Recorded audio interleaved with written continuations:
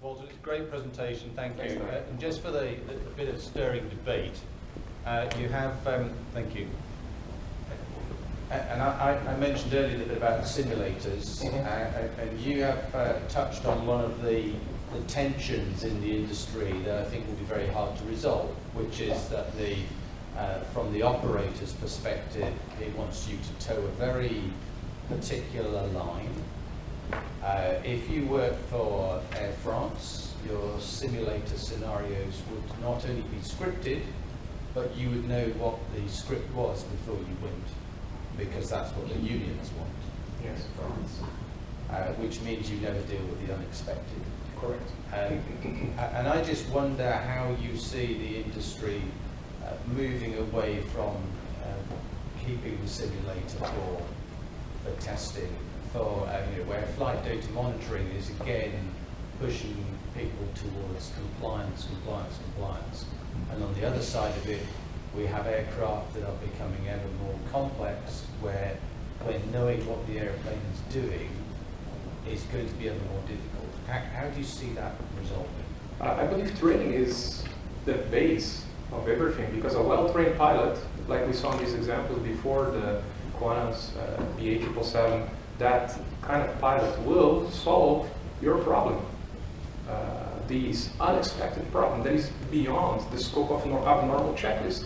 You're going to have to improvise. Now, to go on the sim and practice these things, I believe we should practice more and more of these failures, these combined failures, this unexpected occurrence.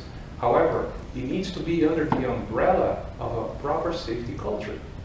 Unfortunately, pilots go today to the simulator and they are afraid, oh, I got my license for another 6 months. We don't go in the sim anymore with the perspective of learning.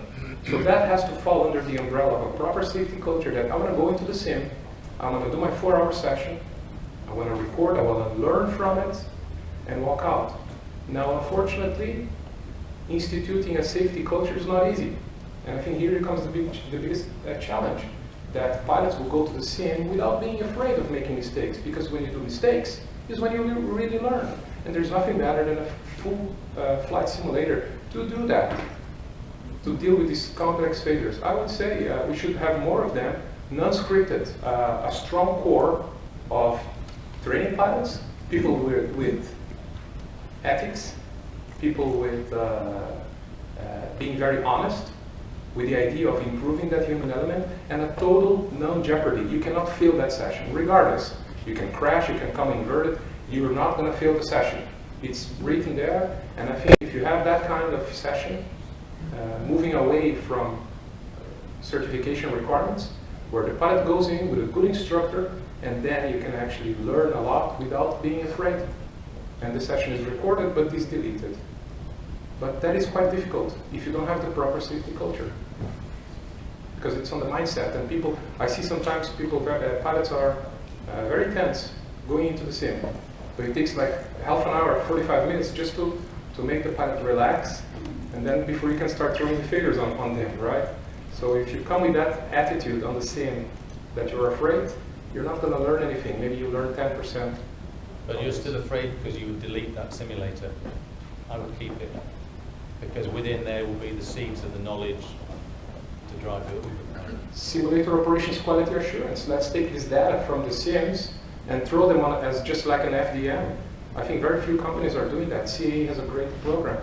Let's take this data on the sim and use it, because that is actually the reality what you're seeing, and not really what is happening on the line. Because line operations, it's normally uneventful, but on the sim is that you see the way people react, the way you see CRM coming up, you see the shy pilot just shutting down, and you see the strong pilot just overwhelming the other.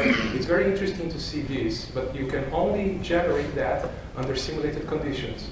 I remember back in the military, my commander was saying, so after we did our week exercise, he says, so Walter, do you think that comes with reality? I says, well, Colonel, if the bullets are not flying around your ears, I don't think that simulates anything at all, but it's a good start. So we cannot really have everything on the sim, but it's a good start to take it from there.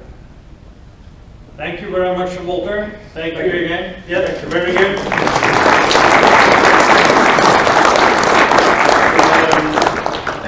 Human factors. factors is becoming more and more important, as both David, Dai, and Walter has talked about.